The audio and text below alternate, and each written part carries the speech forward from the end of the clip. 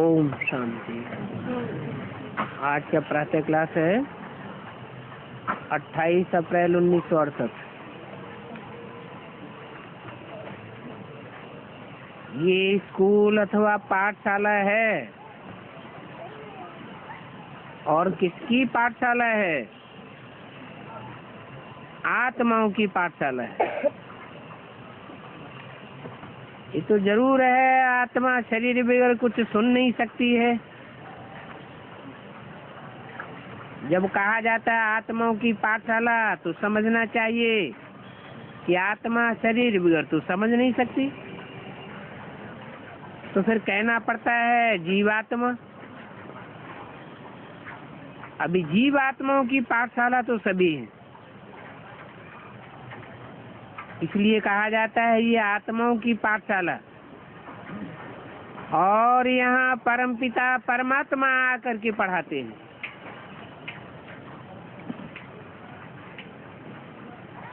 वो है जिस्मानी पढ़ाई,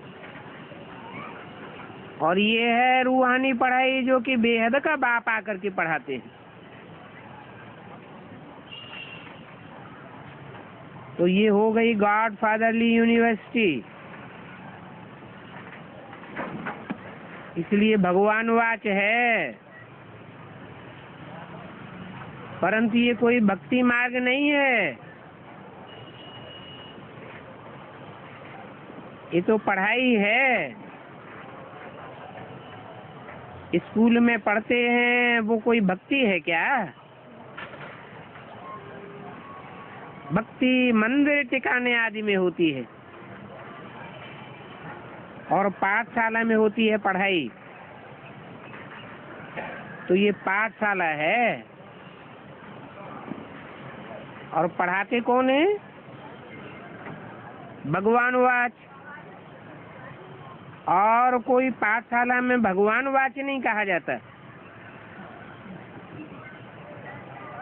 सिर्फ ये एक ही जगह है जहाँ भगवान वाच है।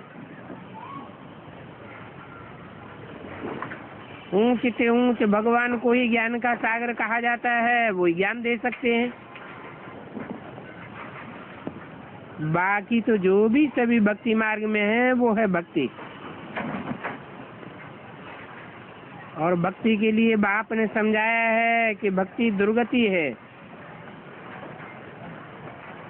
फिर मुझे आकर के सदगति पर पढ़ा करके देनी पड़ती है। गाया जाता है सर्व का सदगति दाता एक परमात्मा। और वो आकर के क्या पढ़ाते हैं? आकर के राजयोग पढ़ाते हैं।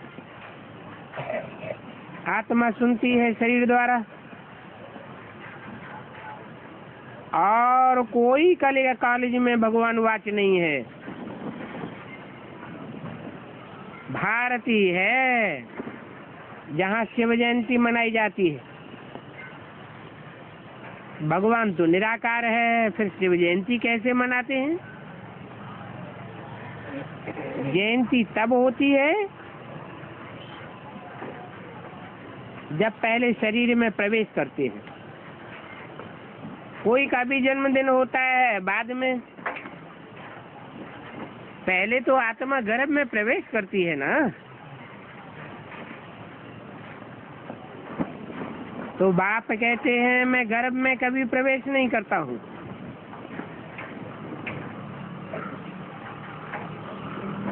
तुम सभी गर्भ में प्रवेश करते हो। और 84 जन्म लेते हो गर्भ से। सबसे जास्ती 84 जन्म यह लेते हैं जिन्हें लक्ष्मी नारायण कहा जाता है। 84 जन्म लेकर फिर छावरा गांव रे का छोड़ा बनते हैं।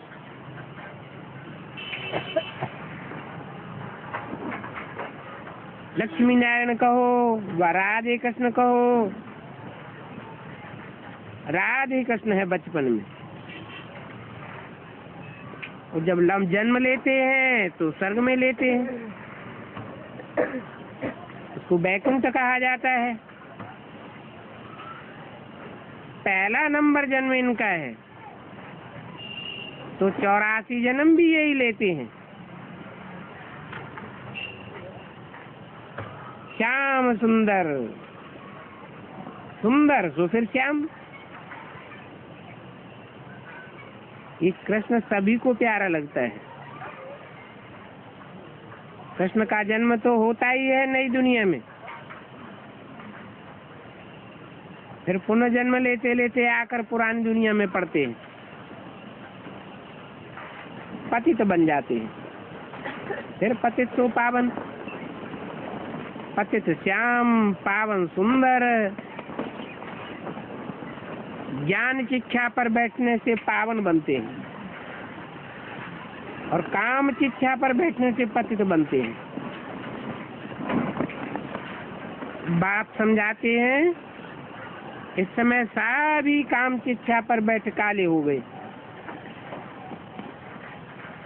इस काम चिता पर बैठ जलने से काले हो जाते हैं ना, इनको कहा जाता है काम अग्नि। जिस अग्नि में जलते रहते हैं और जलते जलते श्याम हो जाते हैं, फिर सुंदर बनना है। तो ये सारा खेल ऐसा ही बना हुआ है। भारत पहले पहले है सतोप्रधान अर्थात सुंदर, फिर अभी काला हो गया है। बाप कहते हैं इतनी सभी आत्माएं मेरे बच्चे हैं। 500-700 करोड़ आत्माएं सभी काम चिता पर बैठ करके जल करके काले हो गए। मैं आकर के सभी को वापस ले जाता हूँ।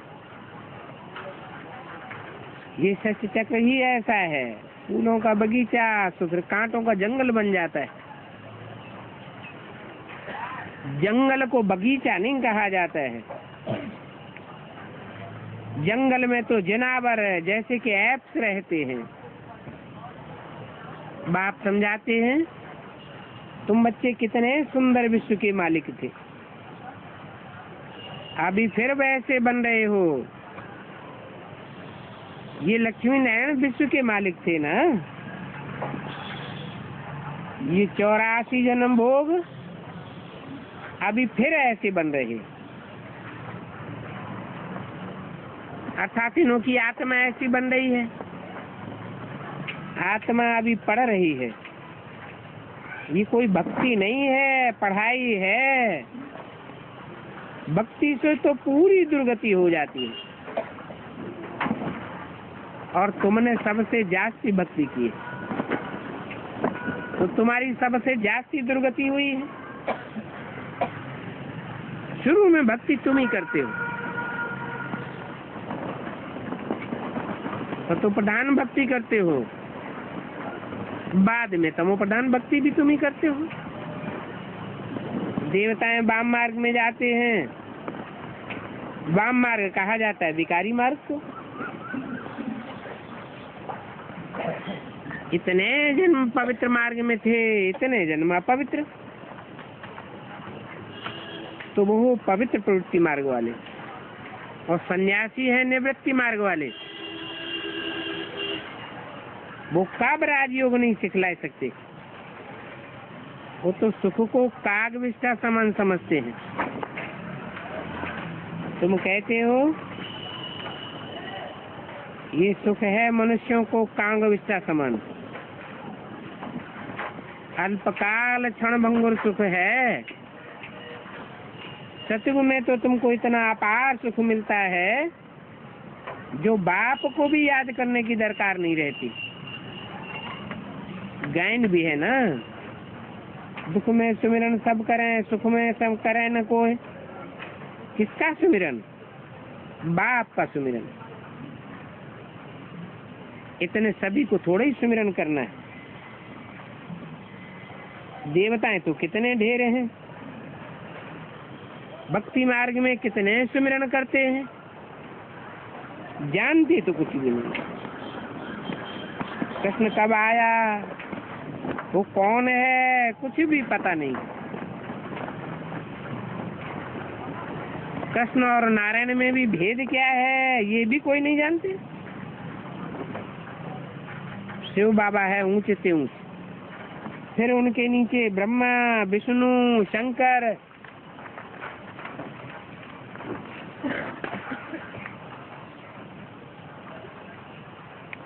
तो उन ब्रह्मा, विष्णु, शंकर को कहते हैं कि बाप को याद करो। उनको देवता कहा जाता है।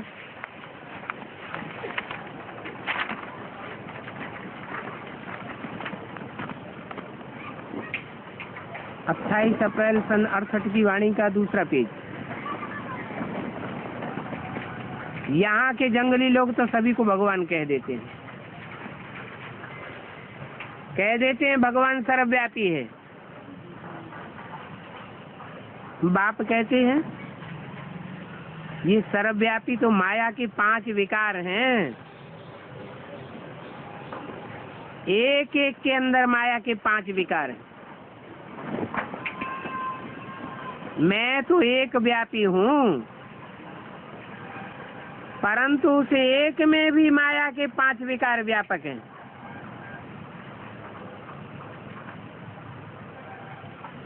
सत्युग में तो कोई विकार नहीं होता। मुक्तिधाम में भी आत्माएं पवित्र रहती है,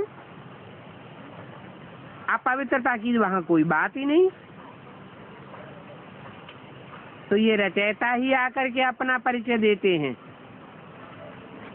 रचना के आज मध्य अंत का राज भी समझाते हैं। अर्थात तुम बच्चों को आस्तिक बनाते हैं। जो जानते हैं वो आस्तिक हैं, जो नहीं जानते हैं वो नास्तिक। बाकी दुनिया में तो सभी नास्तिक ही नास्तिक हैं। तुम भी एक ही बार आस्तिक बनते हो। ये तुम्हारा देवताओं का जीवन बनता है उत्तम, गाया भी जाता है मनुष्य जीवन दुर्लभ है। वास्तव में दुर्लभ मनुष्य जीवन तो ये संगम युग में है, जबकि तुम मनु की संतान बनते हो। मनु अर्थात ब्रह्मा। अभी तुम्हारा कौड़ी जैसा जीवन है, फिर हीरे जैसा हो जाता है। और ये बात भी तुम्हारी बुद्धि में है। कलयुग के अंत में है कौड़ी जैसा जीवन, और फिर पुरुषोत्तम संगम युग पर हीरे जैसा जीवन बनता है।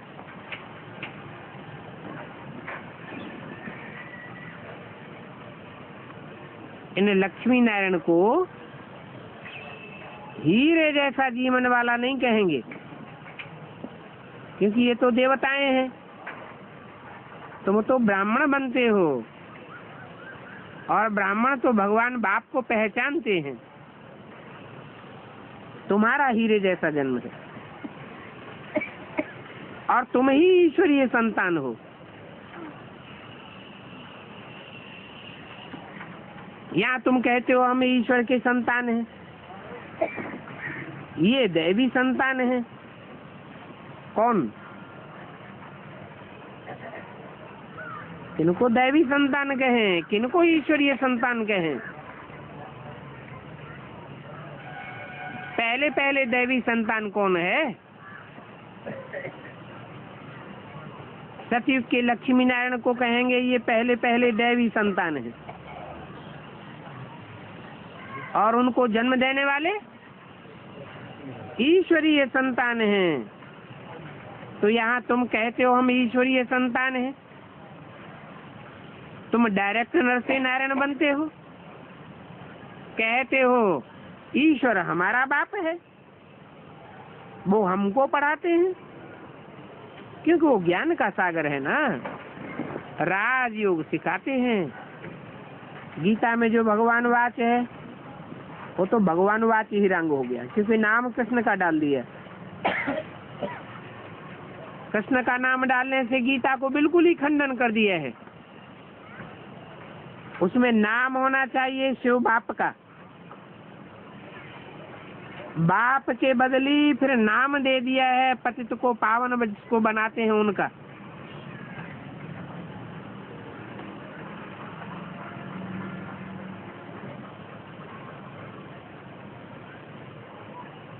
तो बात ही बदल जाती है। तुम कहेंगे ये तो कृष्ण के आत्मा की बात है। अरे कृष्ण तो सतयुग में था, फिर तो उनका नाम रूप सभी बदल जाता है। उन्होंने नाम कृष्ण भगवान लिख दिया है। वास्तव में कृष्ण तो होता है बैकुंठ में। वहां ये राज्य कहाँ से आया? ये तो सभी नई बातें हैं। ये ज्ञान एक ही बार मनुष्यों को मिलता है। जो पास हुआ द्वापर से कलयुग तक, वो सभी भक्ति है। ज्ञान तो तुमको एक ही बार मिलता है पुरुषोत्तम संगम युग पर। ये है उत्तम से उत्तम बनने का युग। ये कलयुग और सतयुग के बीच का युग है, जिसको दुनिया में कोई भी नहीं जानते। तो जैसे समझो कि सभी कुंभकर्ण की नींद में सोए पड़े हैं, सबका बर्दाखिल है, सभी का विनाश सामने खड़ा है। इसलिए अभी तुम बच्चों को कोई से भी संबंध रखना नहीं है। गीत भी है अंतकाल जो स्त्री सिमरे। अंतकाल में अगर शिव बाबा को सुमरे तो नारायण की तरह बल बल अवतरे राजाई कुल में। सिवाय भगवान के और कोई को याद किया तो बल बल मनुष्य जू में अवतरे। ये सीढ़ी बहुत अच्छी समझने की है। हम कैसे 84 जन्म लेते हैं, सीढ़ी में लगा हुआ है। हम तो देवता थे, फिर हम तो क्षत्रिय, फिर वैश्य, फिर शुद्ध बने। ये अक्षर है ना, ये निशानी दी हुई है। ये रावण राज्य है, इनको शैतानी राज्य भी कहा जाता है। जो भी शास्त्र सिखाने वाले हैं वो सब दुर्गति को पाते हैं। कितने ढेर के ढेर गुरु हैं। स्त्री को कहते हैं तुम्हारा पति ही गुरु है। फिर पति को छोड़ निवृत्ति मार्ग वाले सन्यासियों को क्यों गुरु अपनाती है? निवृत्ति मार्ग वाले सन्यासी जो अपनी स्त्री को छोड़ करके विधवा बनाए देते हैं, बच्चों को आर्फन बनाए देते हैं, ऐसे को फिर गुरु बनाने से क्या फायदा होगा? उनसे तुमको दीक्षा लेनी होगी। कफनी पहन माथा मुड़ाकर सन्यासी बनो, तब तुम उनके फॉलोअर्स कहे जाओ। पहला वे सन्यासी का फॉलोअर और कहे रहे गृहस्थ में, तो फिर फॉलोअर कैसे ठहरा? ये सभी नॉनसेंस बातें हैं। कुछ भी अकल नहीं है, बिल्कुल ही पत्थर बुद्धि। तो क्या ये गुरु लोग तुमको पारस बुद्धि बनावेंगे? वो तो प्रवृत्ति मार्ग को मानते ही नहीं। इनका तो धर्म ही अलग है। अपना आदि सनातन देवी देवता धर्म भूल गए और धर्मों में फंस पड़े हैं। नाम कह दिया हिंदू धर्म। अब ये हिंदू धर्म तो है ही नहीं, ये तो हिंदुस्तान का नाम है। परंतु इतने पत्थर बुद्धि है, बंदर बुद्धि बन गए, कुछ भी समझते नहीं। रावण बुद्धि भी इनको कह सकते हैं। और कहते भी कौन है? भगवानुवाद। भगवान कहते हैं ये सभी जंगली जानवर बंदर बन गए। अभी हमने इन बंदरों की सेना ली है। ये सारी दुनिया लंका है रावण की। रावण का राज्य है, बाकी सोने की लंका कोई थी नहीं। ये रावण राज्य शुरू होता है द्वापर से। जब रजोगुणी होते हैं तो रावण राज्य शुरू होता है। बाकी सब भक्ति मार्ग के गपोड़े बात समझाते हैं। तुम कितने गपोड़ा सुनते आए हो? कहते हैं कल्प लाखों वर्ष का है, मनुष्य 84 लाख जन्म लेते हैं। बाप कहते हैं अपने से भी जास्ती मेरी गिलानी कर देते हैं। अपने लिए तो 84 लाख जन्म कहते हैं और मुझे तो कण कण भीतर भीतर में ठोक दिया है। 28 अप्रैल 1968 की वाणी का 3रा पेज। ऐसे कहने वाले अपकारी मेरी निंदा करने वाले हैं। ऐसी निंदा करने कराने वालों पर भी मैं उपकार करता हूँ। बाप कहते हैं इसमें तुम्हारा दोष नहीं, ये तो ड्रामा का खेल बना हुआ है। इस खेल को समझना है। सतयुग आदि से लेकर के कलयुग अंत तक ये ड्रामा बना हुआ है और ये चक्र फिरता ही रहता है।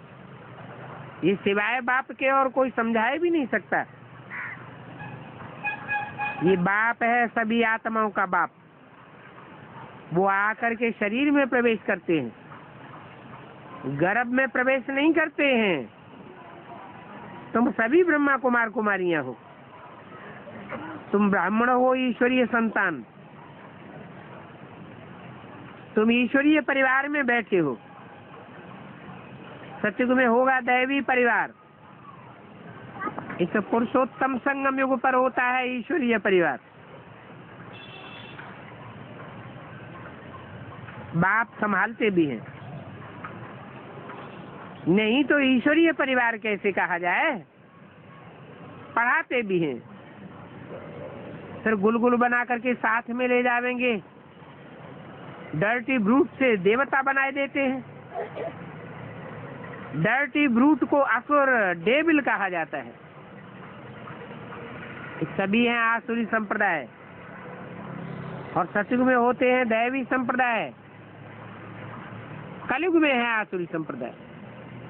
फिर बाप आकर आसुरी से दैवी संतान बनाते हैं। दैवी संप्रदाय बनते हो। अभी तुम पढ़ते हो मनुष्य से देवता बनने के लिए। ग्रंथ में भी है मानुष से देवता किए करतन लागी बार।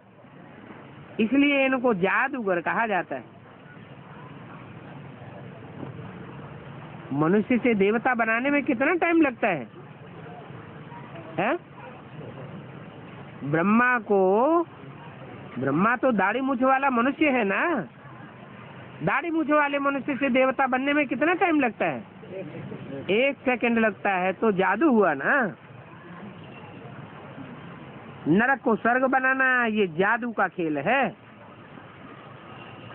बुद्धि में बात बैठनी चाहिए क्या कि नर जो कुछ करता है वो नरक बनता है और स्व स्थिति में सदैव रहने वाला जो कुछ करता है उससे स्वर्ग बनता है। स्वर्ग को नरक बनने में 84 जन्म, फिर नरक से स्वर्ग बनने में 1 सेकंड लगता है। सिर्फ निश्चय बुद्धि बनने की बात है। अटल निश्चय बुद्धि बन जाए तो फिर क्या, 1 सेकंड में जीवन मुक्ति। मैं आत्मा हूँ, आत्मा को भी जान लिया, बाप को भी जान लिया, और तो कोई ये नहीं जानते कि आत्मा क्या चीज है। तुम 100% देवता बुद्धि थे, अभी फिर 100% जफर बुद्धि बन पड़े। भगवानवाद इन सन्यासियों आदि जिनको पूजते हैं सभी हिरण्यकश्यप जैसे जफर बुद्धि हैं। और तुमको भी डफर बुद्धि बनाई दिया है। अनेक गुरु है ना, सदगुरु तो एक ही होता है। कहते भी हैं सदगुरु अकाल, उसको काल खाते कोई देख नहीं पाता। परमपिता परमात्मा एक ही गुरु है, परंतु वो गुरु तो कितने ढेर हैं। और सभी विकारी हैं, निर्विकारी तो कोई है ही नहीं। कहेंगे सन्यासी हैं, नहीं, जन्म तो फिर भी विकार से लेते हैं। उनका जन्म भी तो भ्रष्टाचार से ही होता है। सतयुग में रावण राज्य, वहां तो रावण राज्य नहीं होता है, 5 विकार ही नहीं होते हैं। उनको कहा जाता है संपूर्ण निर्विकारी जीवन। इन देवताओं के सिवाय और कोई को संपूर्ण निर्विकारी नहीं कहा जाता। अभी राजधानी स्थापन हो रही है संपूर्ण निर्विकारियों की। वहाँ यथा राजा तथा राजा रानी तथा प्रजा सब पवित्र होते हैं। तुम बच्चे यहाँ राजाई की पढ़ाई पढ़ते हो, तुम हो ही राजयोगी। तुम राजयोगी हो, बेहद के सन्यासी हो, वो है हद के सन्यासी, हठ योगी। पहले तो उन्हें में भी ताकत थी, क्योंकि जंगलों में रहते थे। अभी वो ताकत नहीं है, शहरों में घुस पड़े हैं। अभी तो जंगल में रह भी नहीं सकते। विधवा आर्फन बनाने वाले सन्यासियों को फिर भी जाकर के चेले बनते, उनके चेले बनते हैं, उनके पांव धो करके पीते हैं, उनको भगवान गुरु समझ करके पूजते हैं। कहाँ सदगुरु एक जो सर्व की सदगति करने वाला है, और कहाँ ये अनेक गुरु। ये तो तुम्हारी दुर्गति करते हैं। मैं तो सभी को सदगति करके सबको सुखी सुखी बनाता हूँ। मुझे ही कहते हैं सदगुरु अकाल मूर्त। मैं घड़ी घड़ी शरीर छोड़ता और लेता नहीं हूँ। मुझे कोई काल नहीं खाता है। तुम्हारी भी आत्मा अविनाशी है, परंतु पति से पावन बनती है। सन्यासी लोग तो कह देते हैं आत्मा निर्लेप है। ऐसी ऐसी बातें गुरु लोगों ने बताई दी, बताए कर दुर्गति की तरफ ले जाते हैं। अनेक प्रकार के गुरु हैं। खुद कहते हैं हमने 12 गुरु किए, और वो सभी निवृत्ति मार्ग वाले।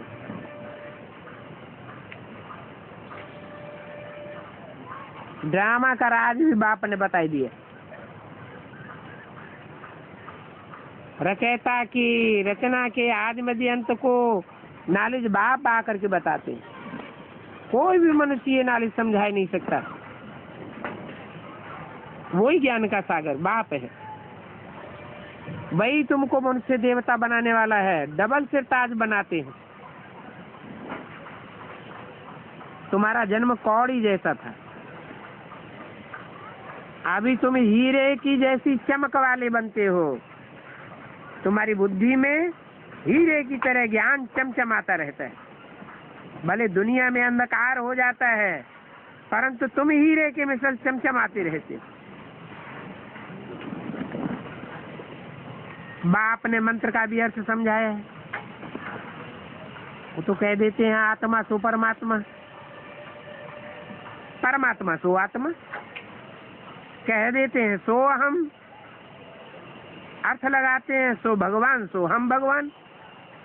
बाप कहते हैं ये कितना जंगलीपना है। हम आत्मा सो परमात्मा फिर कैसे बन सकता है? बाप तुमको समझाते हैं तुम आत्मा इस समय सो ब्राह्मण बन रहे हो, फिर हम आत्मा ब्राह्मण से देवता बनेंगे, फिर तो क्षत्रिय सो वैश्य सो शूद्र, फिर ब्राह्मण बनेंगे। सबसे ऊंचा जन्म तुम्हारा है, और ये तुम्हारा ईश्वरीय घर है, ऊंचे से ऊंचे परिवार है। तो तुम किसके पास बैठे हो? माता पिता के पास बैठे हो, सभी आपस में भाई भाई हैं। बाप आत्माओं को शिक्षा देते हैं कि तुम सभी हमारे बच्चे हो और वर्षे के हकदार हो। अज्ञान काल में कन्या को वर्षा नहीं मिलता है, यहाँ तो तुम सभी आत्मा मेरे बच्चे हो, सबको मेरे से वर्षा मिलता है। इसलिए परमात्मा बाप से हर एक वर्षा ले सकते हो। बूढ़े छोटे बड़े सभी को हक है बाप से वर्षा लेने का। इसलिए बच्चों को भी सिखलाओ, समझाओ, अपन को आत्मा समझ बाप को याद करो।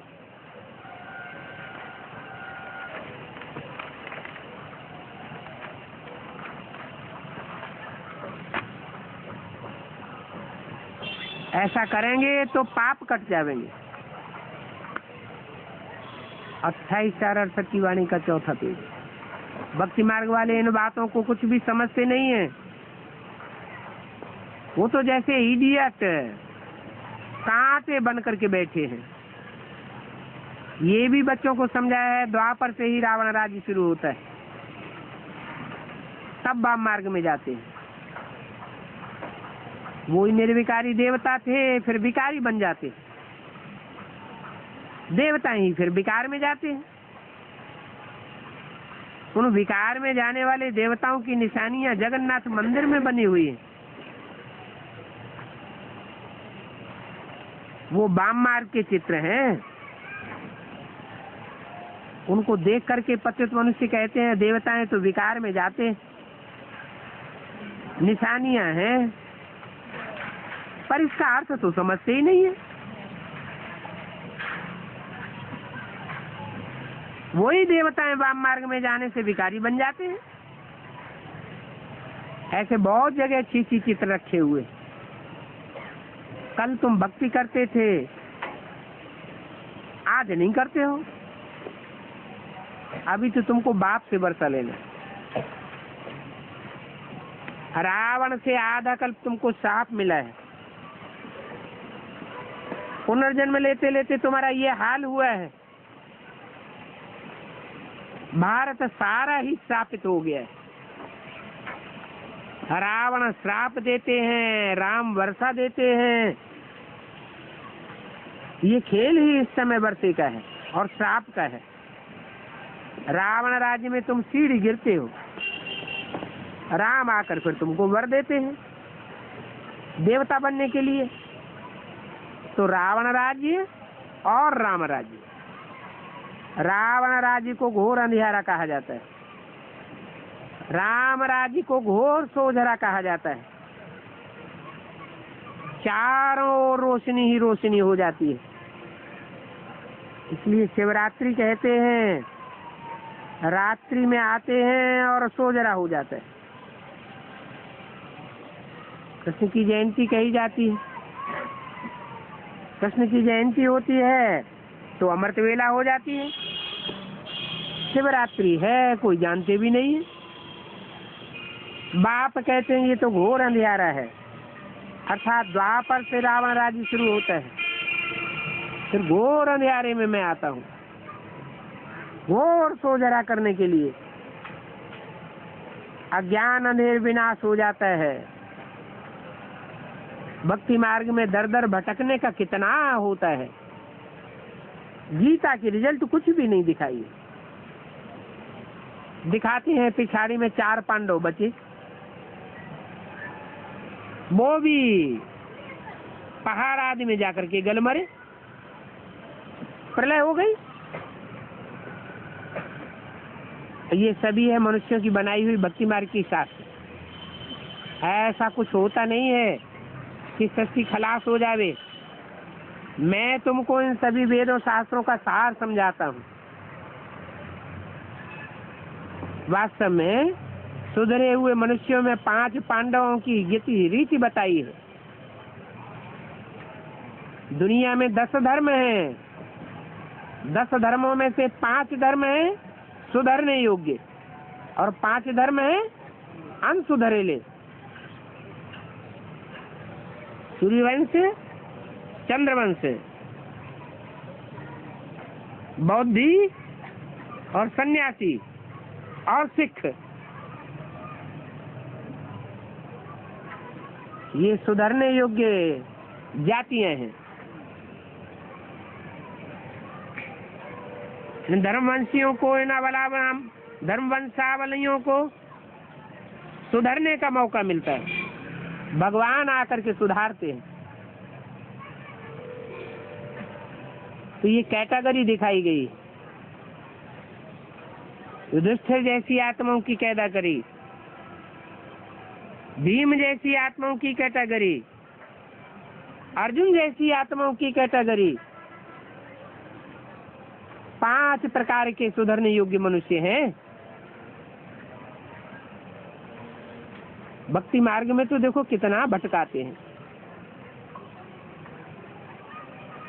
मैं तुमको इन वेद शास्त्रों आदि का सार समझाता हूँ,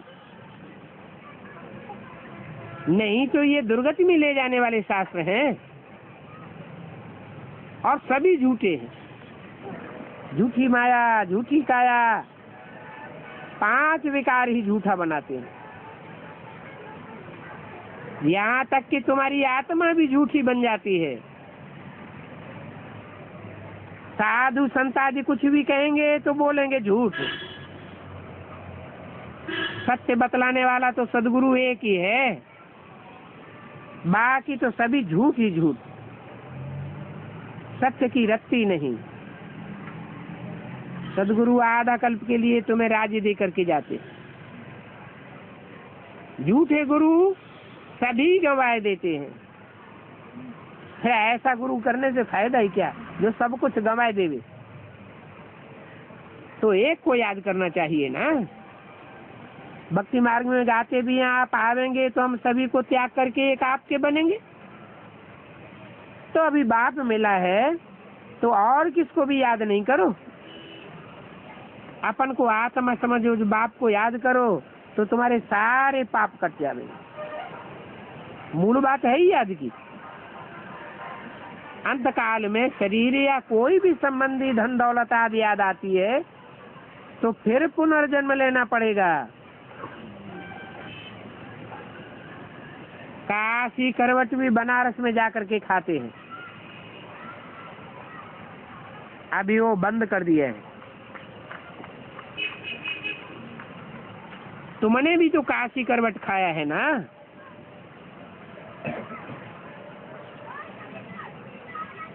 शिव बाबा के बने हो तो भक्ति मार्ग में भी समझते हैं हम शिव बाबा के बन जावे, इसलिए काशी करवट दिखाई है। भक्ति मार्ग ऐसे जब काशी करवट खा करके शरीर छोड़ते हैं तो उनके सभी पाप कट जाते हैं। सारी भोगना आदि भोग लेते हैं पूर्व जन्मों की, पापों का खाता सारा सुकुतु हो जाता है सजा खा करके। फिर भी भगवान तो उनको मिला नहीं, इसलिए वापस कोई नहीं जा सकता। तो ये ड्रामा बना हुआ है। वापस जाने ले जाने वाला तो एक ही बाप है, वापस कोई जा ही नहीं सकता। भले कोई क्या भी करे, न मोक्ष को पा सकते हैं न वापस जा सकते हैं, कायदा ही नहीं है। जब ड्रामा का चक्कर पूरा होता है तब मैं आता हूँ, नहीं तो कितनी ही बार काशी करवट खाते रहे, मैं तो नहीं आता। जब ऊपर से सभी आवेंगे तो मैं भी आऊंगा, जब ऊपर से सभी आ जाएंगे तो विनाश हो जाएगा, फिर मैं भी जाऊंगा, तुम भी जाएंगे। बाकी पहाड़ पर पांडव गल मरे ऐसी कोई बात नहीं है। ये तो पहाड़ ऊंची स्टेज की निशानी दिखाई जाती है। गल मरे अर्थात देवहन को गलाने की बात है। बाकी मर गए, खलास हो गए, ये कोई बात नहीं, वो तो आप घात हो जाता है। तो बाप कितना अच्छी रीति समझाते हैं, सन्यासी साधुओं आदि के संग में बिल्कुल ही तमोप्रधान बन पड़े, बुद्धि चलती ही नहीं है। गुरुओं को याद करते रहते हैं, गुरुओं को लॉकेट पहनते रहते हैं। अब जिनका लॉकेट पहनेंगे, जिनको याद करेंगे, तो बुद्धि भी कैसी बन जाएगी? वैसी ही बुद्धि बन जाएगी। वो तथाकथित ब्राह्मण क्या करते हैं? मुरली में तो बोला हुआ है ब्रह्मा का फोटो नहीं रखना है, फिर भी ब्रह्मा का फोटो रख। अरे ब्रह्मा का छोड़ो, ब्रह्मा को फॉलो करने वाले ब्रह्मा कुमार कुमारियों का भी फोटो रख लेते। अब उनकी बुद्धि तो चलती नहीं, जड़ बुद्धि हो पड़े हैं। ऐसों को याद करेंगे तो तुम्हारी बुद्धि का हाल क्या होगा? पतित मनुष्य पतित गुरुओं को याद करते हैं तो क्या होगा? पतितों को दान करेंगे तो क्या होगा? पावन बनेंगे कि पतित बनेंगे? पतित ही बनते जाते हैं, पावन तो कोई बन ही नहीं सकता। तुम जानते हो सर्व की सदगति दाता तो एक ही है, फिर सर्व की दुर्गति दाता तो अनेक हो गए। स्त्री का पति भी गुरु कहते हैं। स्त्रियां निवृत्ति मार्ग वाले सन्यासियों को गुरु क्यों करती हैं? घोर अंधेरा है। इसलिए भगवान वाक्य में आता हूँ, जिनका साधु नाम है उनका भी मुझे उद्धार करना होता है। इस समय सारी दुनिया में सब पतित हैं, साधु संत महात्मा विद्वान पंडित आचार्य सभी का उद्धार मुझे करना पड़ता है। अच्छा, मीठे मीठे रूहानी बच्चों प्रति रूहानी बाप व दादा का याद प्यार गुड मॉर्निंग। रूहानी बच्चों को रूहानी बाप के लिए। जब हमें पता पड़ गया कि हम राधा कृष्ण जैसी आत्माओं को जन्म देने वाले हैं, हम रचयिता हैं, तो हमें ये देखना एक सुधरेगा तब हम सुधरेंगे। उस बच्चे को सुधारने का प्रयत्न करना है, योग बल की ताकत देनी है। अमृत वेले बैठ करके हम धूनी जमा दें तो भक्ति मार्ग में ऐसे ही चिल्लाते रहते हैं। वो चिल्लाते हैं दे दान तो छूटे ग्रहण। अरे दूसरा कौन दान दे, तुम खुद बैठ जाओ ना। ये कौन चिल्लाते हैं? अरे दान देने के लिए कौन चिल्लाते हैं? हाँ? भंगी चांडाल। तो हमें दूसरों से कहना है तुम दान दो, हैं? दूसरों को देने की अपेक्षा करनी है या देने लग पड़ना है? अभी तो देने लग पड़ने का समान है।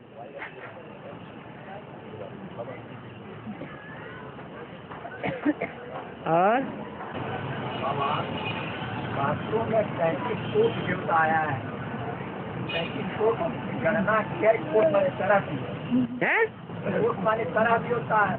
कोटि माने तरह प्रकार नहीं आया। जैसे 11 अश्विनी 11 रुद्र हो गए, 12 सूर्य हो गए और 8 वसु हो गए, 2 अश्विनी कुमारी 33 है। तो शास्त्रों में ये किया है। हाँ, तो उनके फॉलोअर्स हैं सब। सारी प्रजा है कि सारे राजा हैं? कि राजाएं थोड़े हैं और उनको फॉलो करने वाले प्रजा बहुत है? तो 33 करोड़ में प्रजा भी तो है, तो प्रजा मिला करके है। हाँ जी। और जोर से बोलो।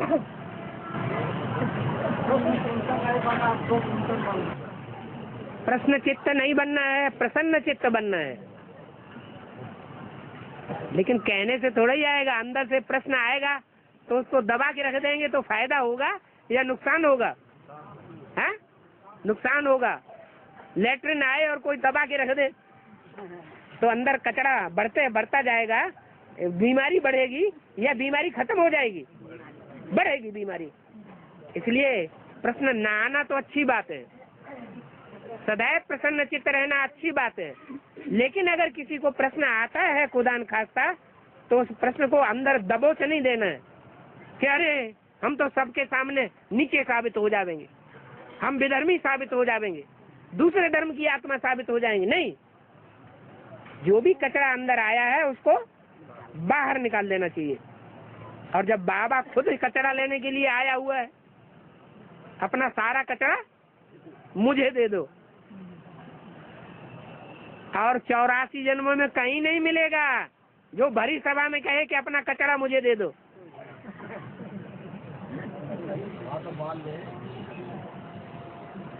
अपने प्रश्नों का समाधान मेरे को दे दो, मैं कर दूंगा। तो गुरु लोग तो डरते हैं कहीं ऐसा प्रश्न कर दे जो मैं जवाब न दे सकूं। पता नहीं मैंने शास्त्रों में पढ़ा होगा कि नहीं पढ़ा होगा। जवाब करने के लिए वो लाइफ नहीं करते हैं? इसलिए तो जवाब करने के लिए जो है मना कर दो। हाँ जी, ये तो बाप बच्चों का परिवार है। ये स्कूल का स्कूल भी है और घर का घर भी है। घर में बच्चे और बाप क्या आपस में वार्तालाप नहीं करते? प्रश्न पूछते नहीं है क्या? पूछते हैं, जवाब भी मिलता है।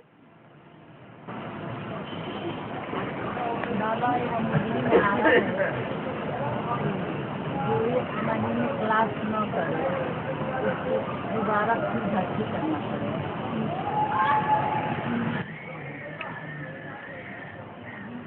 मुरली में आया है,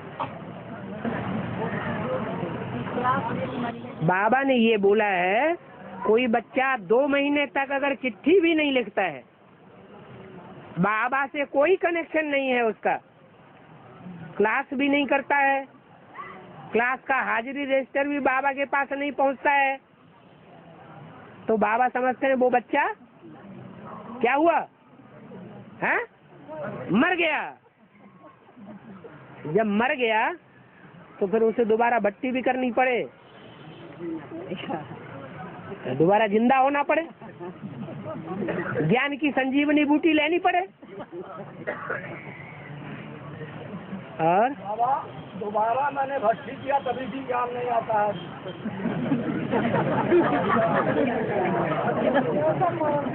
ऐसी आत्माएं बहुत होती हैं जो एक बार कन्वर्ट होती है।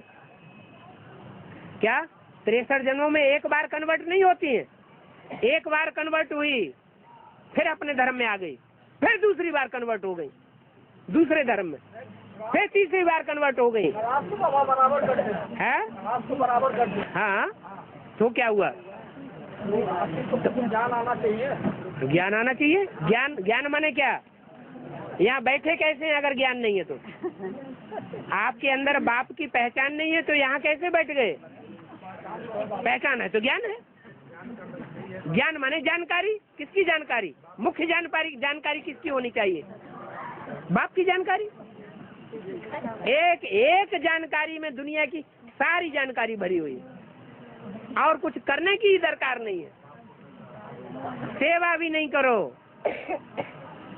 ज्ञान सुनना सुनाना भी बंद,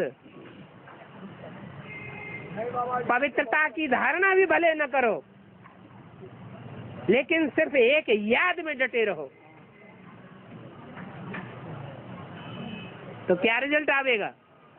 याद में पास, तो सब सब्जेक्ट में पास कहा जाएगा, और याद में फेल, और सब सब्जेक्ट में पास हो गया तो भी क्या कहा जाएगा?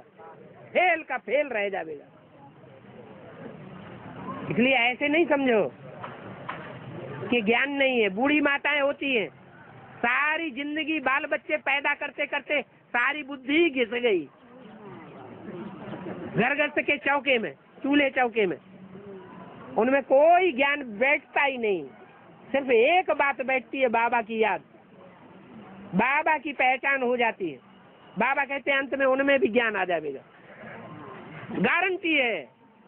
ऐसी बूढ़ी बूढ़ी माताओं में भी ज्ञान आ जाएगा, वो भी बड़ी पब्लिक में, बड़े मजमे में दूसरों को ज्ञान सुनाएंगी। ज्ञान इमर्ज हो जाएगा। शंकर पार्वती का परिचय करते हैं, गणेश के बाद हाँ जी, हो जाएगा। बाबा हाँ। कितना दिन से बीमार पड़ी हुई, एक बार दूसरा पट्टा खाई तो जब अच्छी करना पड़े। बीमारी हालत में नहाए बाबा तो मुरली में कहते हैं कि 106 डिग्री बुखार है तो भी क्लास करने जाना चाहिए, मुरली सुनना चाहिए। आप बीमारी की बात कर रहे हैं। 106 डिग्री बुखार 2 साल तक चढ़ा रहता है क्या? सीधी सी बात है। कहाँ चले जाते?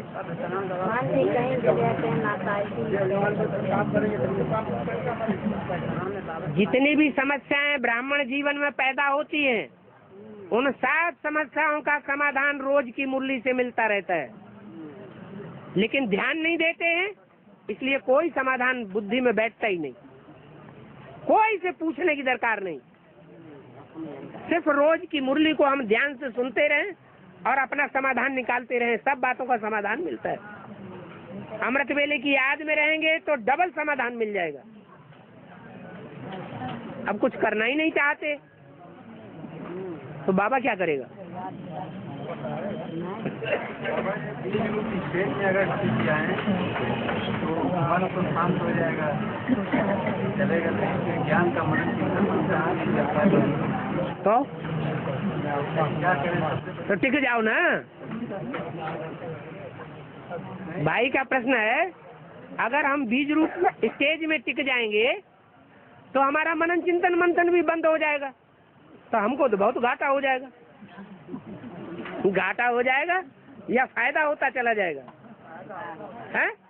घाटा हो जाएगा बाबा, घाटा हो जाएगा। तो अरे फायदा ही फायदा हो जाएगा। टिक के सदा काल टिक के तो देखो। तो इधर हो जाएगा कि हम संत हो जाएंगे तो सब चीजें छूट जाएगा, एक के याद में टिक जाएंगे। हाँ, इसलिए अच्छे के लिए प्रयास करना चाहिए। याद अच्छी या ज्ञान का मनन चिंतन मंथन करना अच्छा है? याद अच्छी है। आत्मा में ज्ञान की ज्योति है ना भरा हुआ, कोई स्थूल ज्योति की तो बात है नहीं। हाँ जी, ठीक है। प्रश्न मेरा अरे एक बात तो उनकी पूरी होने दो। हैं? ज्ञान की ज्योति है आत्मा में, हाँ, तो आत्मिक स्थिति जो है और कहते हैं बिंदु स्थिति में, हाँ, तो कौन से प्रकार की हम धारणा करें? सिर्फ हम भक्ति मार्ग में तो स्थूल बिंदु और टीका लगा लेते हैं। यहाँ स्थूल बिंदु और टीका लगाने की बात नहीं है। यहाँ क्या बात है? मन बुद्धि में वो स्टार याद बना रहे। मैं आत्मा हूँ, मैं ज्योति बिंदु हूँ, मैं स्टार हूँ। स्टार देखने में आए हर समय, वो टिमटिमाता हुआ देखने में आए। जैसे कोई बाप अपने विलायत में बैठे बच्चे को याद करता है, यहाँ उसका रूप स्वरूप सामने आ जाता है। ऐसे ही आत्मा स्टार भ्रकुटी के मध्य में चमचमाता हुआ सितारा याद रहना चाहिए। ये आधा ज्ञान हुआ, अपन को आत्मा समझना। अभी पूरी बात तो समझे ही नहीं। दूसरी बात क्या है? दूसरा स्टेप, अपन को आत्मा समझ बाप को याद करना, तब हुआ पूरा ज्ञान की ज्योति। आत्मिक स्थिति में तो इब्राहिम भी टिक जाएगा, बुद्ध, क्राइस्ट, गुरु नानक जितने भी द्वापर युग से आते हैं वो सब आत्मिक स्थिति में टिकेंगे, लेकिन बाप को नहीं मानेंगे। इसलिए वो सतयुग त्रेता का प्रारब्ध क्या नहीं प्राप्त करेंगे।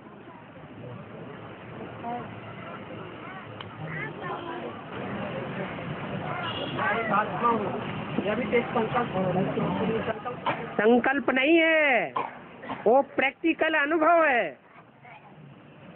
दूसरे को देखें तो हमें स्टार दिखाई पड़े, सुंदर चेहरा नहीं दिखाई पड़े। सुंदर चेहरा हमको आकर्षित न कर पाए, प्रभावित न हो। हैं? बिंदु की याद माने में निसंकल्प।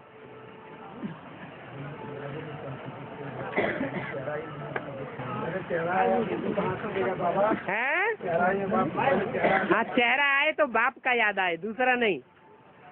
जो संपूर्ण पुरुषार्थी है वो ही याद आए, कोई अपूर्ण चेहरा याद ना आए।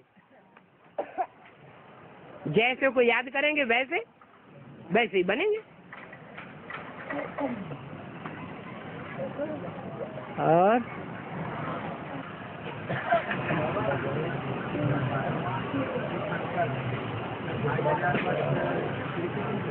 हैं? जोर से बोलो ना, लड़ाई लड़ते हैं तो खूब जोर की आवाज जाती है। हाँ बोलो। हाँ, 2500 वर्ष। हाँ, 2500 वर्ष कृष्ण का नाम पड़ता है, लेकिन 2500 वर्ष कृष्ण का नाम नहीं पड़ता है। पहले गीता भी निराकारवादी थी, बाद में उसका नाम कृष्ण का नाम डाला गया। जैसे कि हमारी शूटिंग पीरियड में होता है, क्या ब्रह्मा बाबा का नाम मुरलियों में बाद में डाला गया या पहले से ही पड़ा हुआ है? पिता श्री नाम बाद में डाला गया। ऐसे ही द्वापर युग के एकदम आदि में कृष्ण का नाम गीता में नहीं था। ये बाद में जो कृष्ण उपासक हैं, कृष्ण को महत्व देने वाले हैं, साकार को, उन्होंने नाम डाला।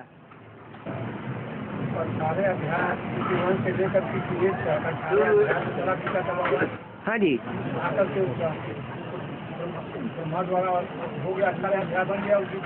18 अध्याय तो बन गया, गीता तो बन गई, लेकिन गीता ज्ञानामृत नहीं बना जो दूसरों का कल्याण हो जाए। जब तक मनन चिंतन मंथन न हो तो ज्ञान जैसे अधूरा है, जड़ है, जड़। किसी ने ज्ञान सुन लिया और दूसरों को सुना दिया, लेकिन न समझा और न दूसरों को समझाया, तो उससे फायदा होगा? कोई फायदा नहीं हो सकता। फिर तीसरी से स्टेप भी है। ज्ञान में आएगा, घंटी के लिए। हाँ, तो दोबारा जन्म लेकर के एडवांस में आ जाएगा। थोड़ा भी अगर ज्ञान सुना है, दूसरों को सुनाया है, तो उसका रिजल्ट क्या होगा? वो दोबारा जन्म लेकर के एडवांस में आ ही जाएगा। अपना शरीर लेकर के एडवांस में नहीं आएगा तो दूसरे में प्रवेश करके आएगा। ये सुना हुआ ज्ञान भी अमृत है। और बाबा एक प्रश्न और पूछना चाहता हूँ। जिससे महाभारत का लड़ाई हुआ था, उसके सब वीर मर गए, अर्जुन खड़े। सब कहाँ मर गए? जब लड़ाई हुआ, अरे पांडव तो बचे रहे। सब वीर मरे हैं? सब वीर मरे, अर्जुन खड़े। सब कहाँ मर गए? पांडव तो 5 बचे रहे, कुत्ता भी बच गया। कौन सी किताब में पढ़ के आ गए?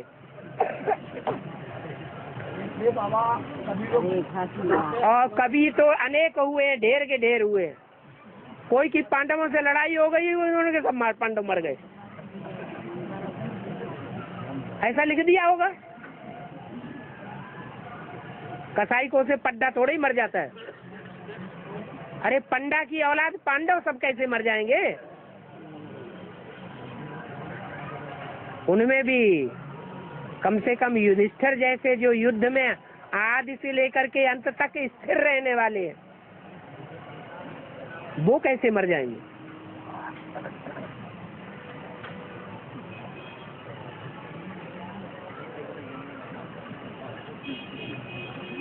और बाबा, हाँ, जब परमात्मा को याद करते हैं तो ध्यान खुलता है, तो संकल्प कैसे किया जाए ध्यान में? उस समय ध्यान में आना चाहिए कि हम क्राइस्ट की औलाद नहीं है, हम इब्राहिम या मुसलमानों की औलाद नहीं है, बौद्धियों की औलाद नहीं है। वो पुनर्जन्म नहीं मानते हैं। हम तो पुनर्जन्म ना मानने वाले ब्राह्मण हैं। हमने पुनर्जन्म कितने लिए हैं? 84। उनमें 63 जन्मों की रील घूम रही है। अच्छे कर्मों की रील जब घूमती है तो हमारा ध्यान नहीं टूटता है, और जब बुरे कर्मों की रील घूमती है तो हमारे ध्यान को बार बार तोड़ती है। ये ध्यान करना चाहिए। इसलिए बुरे कर्मों की रील घूम रही है तो हम और पक्का कर दें, और तीखा पुरुषार्थ करें। सदा एक सा समय किसी का सुना और नहीं देखा है। ऐसे नहीं कि हम हमेशा हारते ही चले जाएंगे, जीतने का भी हमारा टाइम आएगा। हम संकल्पों के ऊपर कंट्रोल भी कर लेंगे, जीत भी जाएंगे। इसलिए और पुरुषार्थ को तीखा करना है। और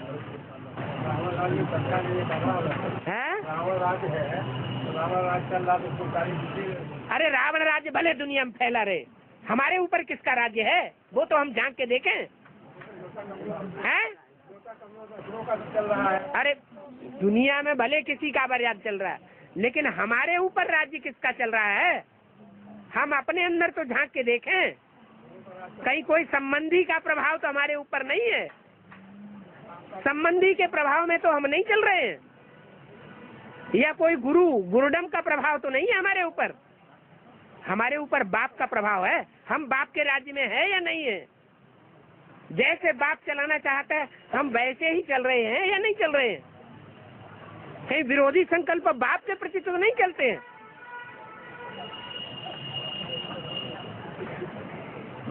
राजा की प्रजा होगी तो राजा के कंट्रोल में चलना पड़ेगा, या कंट्रोल से बाहर रहकर कोई प्रजा चल सकती है? हैं? कंट्रोल में चलना पड़े। हाँ जी। बहुत एकदम पहले दुर्गा माँ की आराधना करते थे और उनकी बाबा को याद करते हैं, परमात्मा को, नाराज हैं? तो दुर्गा माता नाराज हो जाएगी?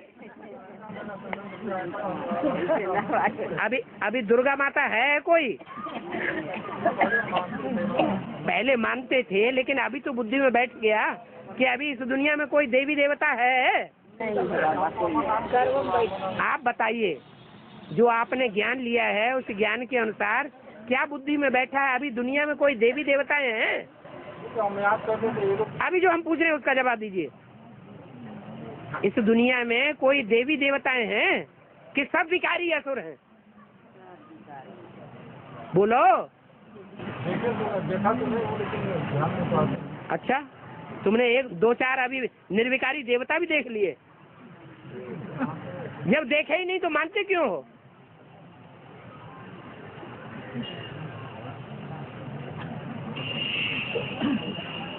और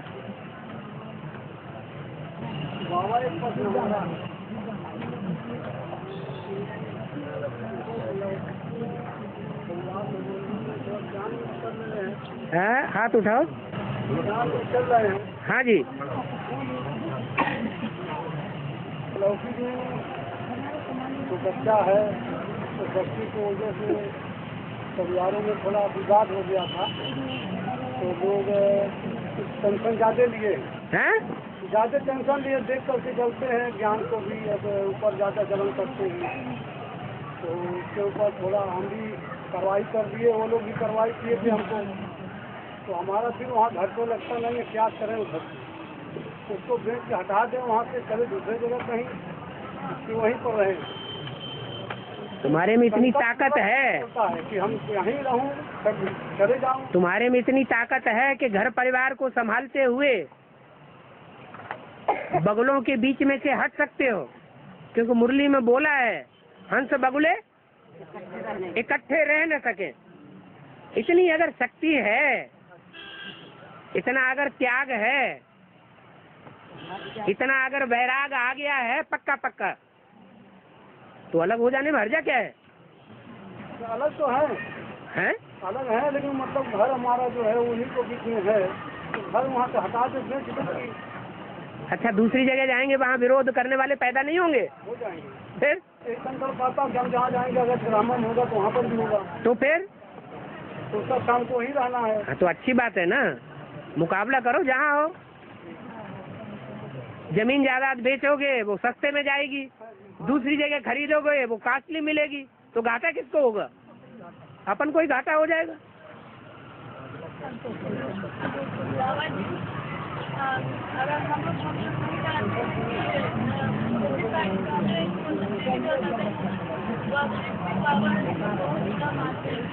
बहुत बुरा मानते हैं।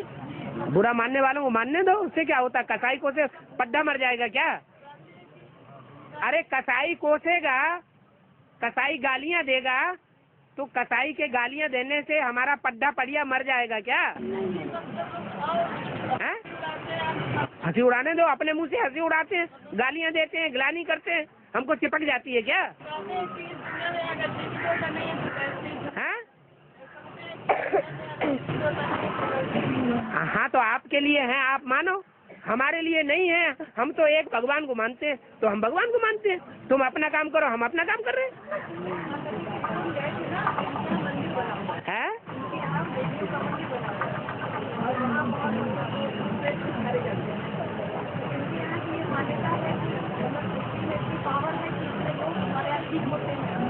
वो सब भावना की बात है, ऐसा कुछ होता नहीं है।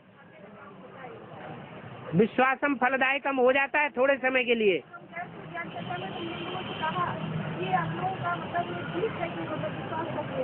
लेकिन ये जान लीजिए कि वो जो भगवान ने कहा है कि मोहम्मद साहब जो है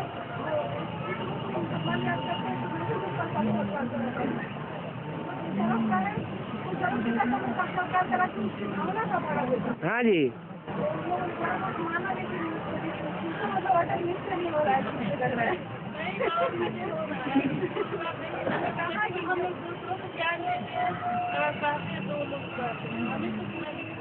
तो अपनी बात पर दृढ़ रहना चाहिए ना।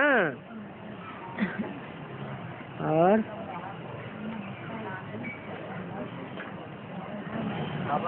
हाँ हाँ जी,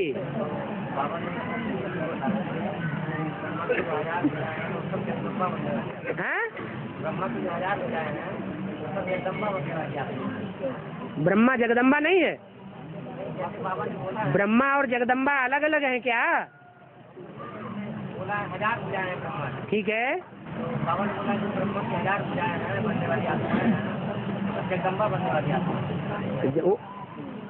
जगदम्बा खड़ी हुई है, जिसका टाइटल जगदम्बा है, उपाधि है, वो खड़ी हुई है, और उसकी कोई बच्चा उंगली पकड़ ले, हाथ पकड़ ले, तो ये कहेगा कि जगदम्बा को मैंने नहीं पकड़ा। किसको पकड़ा? जगदम्बा को ही पकड़ा। अब चाहे उंगली हो और चाहे वो सहयोग करने वाली भुजा हो, है तो जगदम्बा ही। जगदम्बा की इच्छा के बगैर वो भुजा नहीं चल सकती। उंगली भी चलेगी तो किसकी इच्छा से चलेगी? जगदम्बा की इच्छा से चलेगी। बाबा ने बोला 1000 पूजा बनने वाली आप मान है। हाँ, जगदम्बा मतलब ब्रह्मा ही जगदम्बा सही है। ब्रह्मा जगदम्बा नहीं है। मुरली में बोला है ये ब्रह्मा वास्तव में जगदम्बा नहीं है। जगदम्बा वास्तव में कोई और है। जगदम्बा स्त्री होती है या पुरुष दाढ़ी मूछ वाला होता है। वास्तव में तुम्हारी जगदम्बा ये ब्रह्मा है, परंतु तन पुरुष का है, इसलिए कोई उसको जगदम्बा नहीं मानेगा। कोई मानता है दाढ़ी मूछ वाले को? इसलिए वही पुरुष चोलाधारी ब्रह्मा जब शरीर छोड़ करके कोई स्त्री चोले में प्रवेश करता है, तब जगदम्बा के रूप में पूजा जाता है, माना जाता है। तो ऐसे नहीं कि ब्रह्मा ही जगदम्बा है। ब्रह्मा अगर जगदम्बा होता तो मम्मा को जगदम्बा बनाने की, टाइटल देने की, सरस्वती बनाने की, टाइटल देने की क्या जरूरत थी? और बाबा हैं? बाबा सुनले रहूं बाबा, अरे सांप मर जाए अपन लाश में, हैं? सांप मर जाए अपन लाश में, क्या बोला? सांप मर जाए अपन लाश में, हाँ वो का है, हाँ, सांप मर जाए पर लाठी न टूटे। लाठ माने लाठी। हाँ, उसका मतलब ये हुआ कि जो बाहुबल चलाने वाले हैं वो बाहुबल का उपयोग न करें। बाहुबल का उपयोग करे बगैर अगर हमारा काम चल जाता है तो लाठी चलाने की क्या दरकार है, बाहुबल चलाने की क्या दरकार है। जैसे शंकर जी ने किया, शंकर जी ने वरदान तो दे दिया भस्मासुर को, लेकिन वो उन्हीं के पीछे पड़ गया। भस्मासुर शंकर जी के पीछे पड़ गया, हम तुम्ही को मार देंगे, तुम्हारे ही सर के ऊपर हाथ धर देते हैं। तो शंकर जी सारी दुनिया में दौड़े दौड़े फिरते रहे, लेकिन उसकी हिंसा नहीं की। कृष्ण को भगवान कहा जाता है, लेकिन कृष्ण ने सीधा सीधा कंस का मुकाबला नहीं किया। गांवों गांवों में भागते भागते फिरते रहे। राम ने भी जंगल जंगल की खाक छान दी, जंगलों में रहे, लेकिन रावण के साथ मुकाबला नहीं किया। ये तो शास्त्र में झूठी बातें दिखा दी हैं कि बाण मारे, त्रिशूल मारे, ऐसा कुछ हुआ नहीं है। ये युक्ति है, न सांप मरे और न लाठी टूटे। उन आत्माओं का भी कोई अकल्याण न हो, कोई झगड़ा टंटा भी न हो, और बाहुबल चलाने की भी दरकार न पड़े। भगवान आकर के कोई इस दुनिया में हिंसा करेगा क्या? हिंसा तो 2500 वर्ष में राजाओं ने की है, मनुष्य आत्माओं ने हिंसा की है। हिंसा के बल पर अहिंसक राज्य स्थापन नहीं हो सकता। बाप तो आकर के अहिंसक राज्य स्थापन करते हैं, तो हिंसा के द्वारा कैसे अहिंसक राज्य स्थापन होगा? कीचड़ से कैसे कीचड़ साफ होगा कपड़े का? हाँ, युक्ति निकाली जाती है।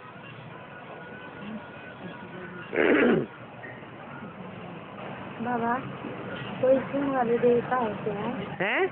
सूंड दिखाया गया है भगवान को। सूंड वाले कोई देवता नहीं होते हैं। घोड़े के मुंह वाला कोई भगवान नहीं होता है। पूंछड़ी वाला कोई भगवान नहीं होता है। ये तो मनुष्यों के रूप दिखाए गए हैं, पुरुषार्थी रूप। जानवर जैसा पुरुषार्थ किया है, परिपूर्ण पुरुषार्थ नहीं किया है नारायण का, तो ऐसा ऐसा रूप बन गया है। इसलिए सीढ़ी के चित्र में